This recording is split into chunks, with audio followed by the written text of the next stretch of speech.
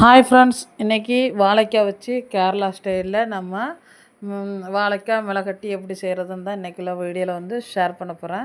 Friends, சூப்பராக இருந்து இந்த மாடல் கறி ரசம் சாம்பார் சாதம் இதுக்கு சூப்பராக இருக்கும். வீட்டில் செஞ்சு பார்த்துட்டு எப்படி இருக்குன்னு உள்ளதை நமக்கு கமெண்ட் பண்ணுங்கள். நம்ம போடுற வீடியோலாம் உங்களுக்கு பிடிச்சிருந்தா லைக் பண்ணுங்கள், உங்கள் ஃப்ரெண்டுக்கெல்லாம் ஷேர் பண்ணுங்கள். நம்ம சேனலை சப்ஸ்கிரைப் பண்ணி வைங்க. இது போல் புதுசான வீடியோக்கள் இனிமேல் பார்க்கலாம். இன்றைக்கி வாழைக்காய் மிளகட்டி செய்கிறதுக்கு வந்து ஒரு 2 பெரிய சைஸ் வாழைக்காய், ஃப்ரெஷ்ஷான வாழைக்காய் எடுத்திருக்கேன். வந்து நல்ல அழகாட்டு தோலெல்லாம் நீக்கி இந்த மாதிரி ஃபிங்கர் டைப்பில் வெட்டி வச்சுக்கலாம். வெட்டி வச்சுட்டு கொஞ்சமாக உப்பு சேர்த்து வெட்டி வச்சாலே கருக்காது. அந்த தண்ணியிலே நம்ம வந்து ஒரு கொதி தான், நிறைய நேரம்லாம் போட தண்ணி கொதிச்சிருமே அணைச்சிடணும். அந்த பக்குவம் தான் இதில் கரெக்டாக இருக்கணும். நல்லா வெந்துனா டேஸ்ட் நல்லாயிருக்கும். ஒரு கொதி அரைச்சி வாழைக்காவை வடிகட்டி வச்சுக்கலாம். இப்போ அதுக்கு தேவையான சின்ன வெங்காயம், பூண்டு, காஞ்ச மிளகா, இதுதான் வாழைக்காய் பக்குவம். இப்படி நக்கும்போது வேகணும், ஆனால் கல் கணக்கு இருக்கும். ஆறும்போது சரியாயிடும். அதுக்கு தாளிச்சதுக்காக தேங்காய், இதுதான் இந்த கறியில் உள்ள ஸ்பெஷலே. கேரளான்னு சொன்னாலே தேங்காய் தான். நம்ம சமையல்லே நிறைய தேங்காய் ஊற்றி தான் நான் செய்கிறது, உங்களுக்கு தெரியும். இது வந்து டேஸ்ட்டு அவ்வளோ சூப்பராக இருந்து இப்போ எல்லாமே ரெடி பண்ணி வச்சாச்சு. இப்போ ஆல்ரெடி நம்ம வந்து வெட்டி வச்சுருந்து சின்ன வெங்காயம், பூண்டு, காஞ்ச மிளகாய் எல்லாம் மிக்சியில் போட்டு கொரப்பாக வந்து பல்ஸ் மூடில் நம்ம அடித்து ரெடி பண்ணிக்கிடலாம்.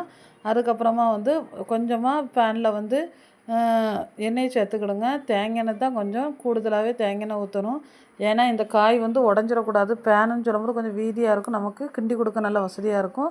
இதை பல்ஸ் மோடில் அடித்து ரெடி பண்ணியாச்சு. கொஞ்சமாக தேங்காய் எண்ணெய் கொஞ்சம் சேர்த்து அதில் வந்து கொஞ்சம் ஜீரகம், கொஞ்சம் கூடுதலாக ஜீரகம் போட்டு ஜீரகம் நல்லா பொரிஞ்சு மேலே வரணும். அந்த ஸ்டேஜில் கருவேப்பிலை, ஒரு 2 கொத்து கருவேப்பிலையை போட்டுக்கலாம். கருவேப்பிலை பொரிஞ்ச உடனே வெட்டி வச்சுருந்தேன் அந்த தேங்காய், அந்த முழு தேங்காய் வந்து அந்த தேங்காய் எண்ணெயில் போட்டு நல்லா வந்து சூடு பண்ணணும். ஆனால் வந்து தேங்காய் வந்து கருக்கையும் கூடாது.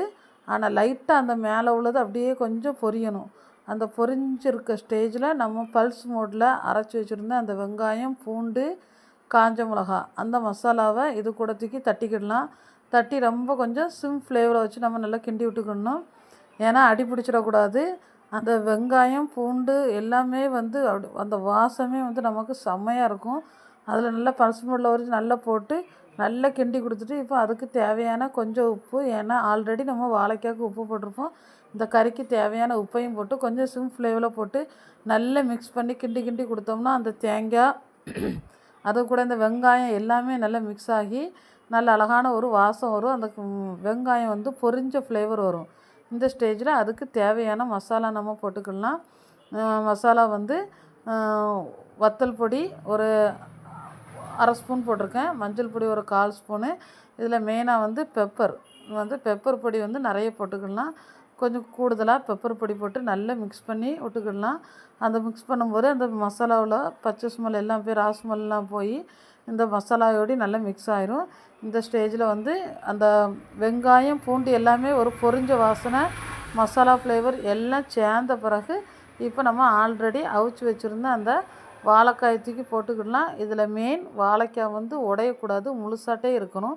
வாழைக்காய் போட்டு நம்ம கீழேருந்து நல்லா அடியிலேருந்து கிண்டி கொடுத்து அழகாட்டு ஒத்தையாக போட்டோம்னா நல்லா சூப்பராக ஃபிங்கர் மாதிரி இருக்கும். அதில் இந்த மசாலா எல்லாமே நல்லா பிடிச்சிரும். இந்த பெப்பரு, வத்தப்பொடி, மஞ்சள் எல்லாமே சேர்ந்து பார்க்குறதுக்கே நல்லா க்யூட்டாக சூப்பராக இருக்கும். டேஸ்ட்டாக அதை விட சூப்பராக இருந்து சாப்பிட்டு பார்த்தேன். அந்த வாழைக்காயும் அதில் அந்த ஒரு துண்டு தேங்காய் 2யும் வச்சு சாப்பிடும்போது சரியான டேஸ்ட்டு மசாலா. அதனால தான் உங்கள்கிட்ட வந்து ஷேர் பண்ணுறேன். சூப்பரான வாழைக்காயை போட்டு நல்லா மிக்ஸ் பண்ணி நல்லா சிம் ஃப்ளேவரில் போட்டு எடுத்துட்டா சூப்பரான வாழைக்காய் மிளகட்டி ரெடி ஆகிட்டு. சாப்பிட்டு பார்த்துட்டு எப்படி இருக்குன்னு உள்ளதை கமெண்ட் பண்ணுங்கள். வீடியோ பிடிச்சா லைக் பண்ணுங்கள். இதுபோல் புது ரெசிபிக்கு நம்ம சேனலை சப்ஸ்கிரைப் பண்ணி வைங்க. சூப்பரான வேறு ஒரு டிஷ்ஷோடி பார்க்கலாம். பாய்.